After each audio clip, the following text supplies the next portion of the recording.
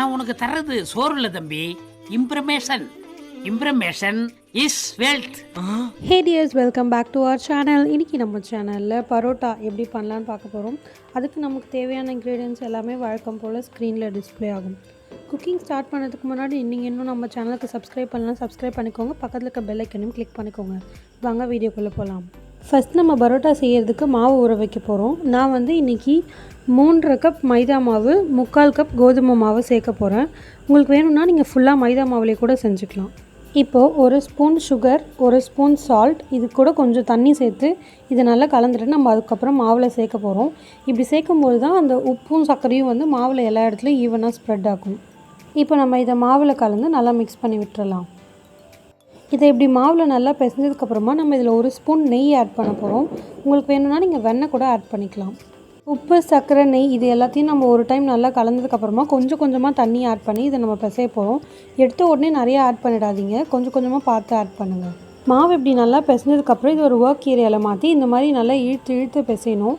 First கொஞ்சம் ஹார்டாக இருக்க மாதிரி தான் இருக்கும், அப்புறம் நம்மளுக்கு பிசைய சாஃப்ட் ஆகிடும். இதை ஒரு 5 மினிட்ஸ் பிசைஞ்சதுக்கப்புறமா இதில் ஒரு 3 டேபிள் ஸ்பூன் ஆயில் ஆட் பண்ணிவிட்டு மறுபடியும் நல்லா ஒரு 5 மினிட்ஸ் பிசைய போகிறோம். இப்போ பார்த்திங்கன்னா 12 நிமிஷம் பிசைஞ்சதுக்கப்புறமா மாவு இவ்வளோ சாஃப்டாக இருக்குது. இதை நம்ம ஒரு பாத்திரத்தில் வச்சு இது மேலே கொஞ்சம் லைட்டாக ஆயில் சேர்த்து ஒரு ஈர துணி வச்சு மூடி வச்சிடலாம். மாவு பார்த்திங்கன்னா கிட்டத்தட்ட 2லேருந்து 3 மணி நேரம் நல்லா ஊறணும். மாவு எவ்வளோக்கு எவ்வளோ ஊறுதோ அந்த அளவுக்கு நம்மளுக்கு பரோட்டா சாஃப்டாக கிடைக்கும்.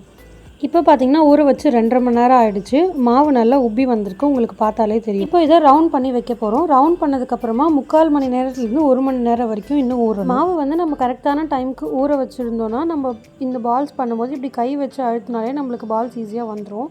நம்ம ரொம்ப ஸ்ட்ரெயின் பண்ணிக்க தேவையில்லை. பரோட்டா செய்கிறப்ப நம்மளுக்கு ஊற வைக்கிற டைம் மட்டும் தான் கொஞ்சம் அதிகமாக இருக்கும், ஆனால் நம்ம குக் பண்ணும்போது சீக்கிரமாக முடிச்சிடலாம். நம்ம எடுத்திருந்த மாவு அளவுக்கு கிட்டத்தட்ட 12 உருண்டை வந்திருக்கு. இப்போ நம்ம இது மேலே லைட்டாக ஆயில் சேர்த்துட்டு மறுபடியும் நம்ம இதை ஒரு 3/4 மணி நேரம் ஊற வைக்கணும். 45 மினிட்ஸ் ஆகிடுச்சு. இப்போ நம்ம இதை எப்படி விரிக்கலான்னு பார்க்கலாம். மாவு நம்ம ரொம்ப நேரம் ஊற வச்சதால் இப்படி கை வச்சு நம்ம லைட்டாக தேய்ச்சாலே ஈஸியாக வந்துடும். நம்மளால் எந்த அளவுக்கு மெலிசாக முடியுதோ அந்த அளவுக்கு நம்ம இதை விரிக்கணும்.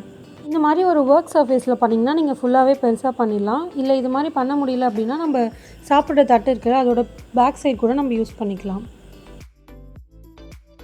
எவ்வளோ மெலிசாக விரிக்க முடியுதோ அந்த அளவுக்கு மெலிசாக விரிக்கணும். இதில் நடுவில் கிழிஞ்சாலும் பரவாயில்ல, எப்படி இருந்தாலும் நம்ம கட் பண்ண தான் போகிறோம். இப்போ நம்மளால் முடிஞ்ச அளவுக்கு விரிச்சிட்டோம். இப்போ இதை கட் பண்ண போகிறோம். நம்ம கட் பண்ணும்போது ஃபுல்லாக மேலே இருந்து கீழே வரைக்கும் எண்ட் டு எண்ட் கட் பண்ணாமல் கொஞ்சம் 2 சைடும் ஸ்பேஸ் விட்டுட்டு நடுவில் மட்டும் கட் பண்ணால் பரோட்டா கிழியாமல் வரும் நம்மளுக்கு.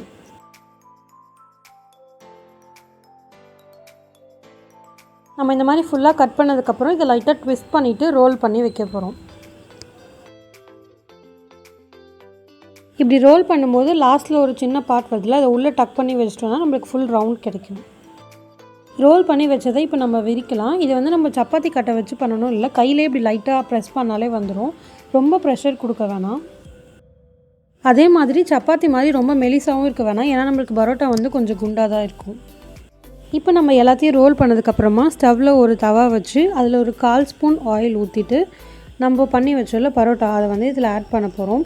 மீடியம் ஃப்ளேமில் வச்சு கிட்டத்தட்ட 3 to 4 மினிட்ஸ் வரைக்கும் நம்ம குக் பண்ணணும். ஏன்னா அப்போ தான் உள்ளே இருக்க எல்லா லேயர்ஸும் குக் ஆகும்.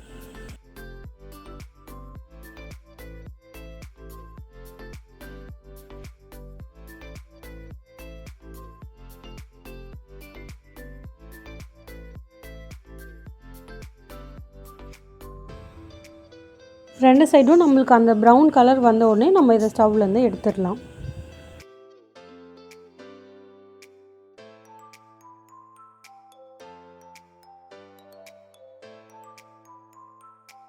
இதை தவாலேருந்து எடுத்ததுக்கப்புறமா ஒரு 2-3 சேர்ந்த உடனே நம்ம இதை அடிக்க ஆரம்பிச்சிடலாம். சூடாக இருக்கும் போதே அடிச்சிங்கன்னா தான் நம்மளுக்கு அந்த லேயர் அழகாக பிரிஞ்சு வரும். உங்களால் கையில் அப்படியே சூடாக பண்ண முடியலன்னா நீங்கள் அது மேலே ஒரு டவல் போட்டு அதுக்கப்புறம் கூட பண்ணலாம். இப்போ உங்களுக்கு பார்த்திங்கனாலே தெரியும், நம்ம ரொம்ப நேரம் கரெக்டாக ஊற வச்சதுனால எவ்வளோ அழகாக சாஃப்டாக லேயராக வந்திருக்குன்னு. இதோட சைட் டிஷ்க்கு நாங்கள் சில்லி சிக்கன் செஞ்சோம். அதோட வீடியோவும் நான் நெக்ஸ்ட் அப்லோட் பண்ணுறேன், அதையும் செக் பண்ணிக்கோங்க. இந்த டிஷ் உங்களுக்கு பிடிச்சிருந்துச்சுன்னா உங்கள் ஃப்ரெண்ட்ஸ்க்கு ஷேர் பண்ணிவிட்டு உங்கள் வீட்டில் ட்ரை பண்ணி பார்த்துட்டு மறக்காமல் எப்படி இருந்துச்சுன்னு எங்களுக்கு கமெண்ட் செக்ஷன்லையும் இன்ஸ்டாகிராம்லேயும் சொல்லுங்கள். நெக்ஸ்ட் வீடியோவில் உங்கள் எல்லாரையும் பார்க்குறேன். அது வரைக்கும் டாட்டா, பாய்.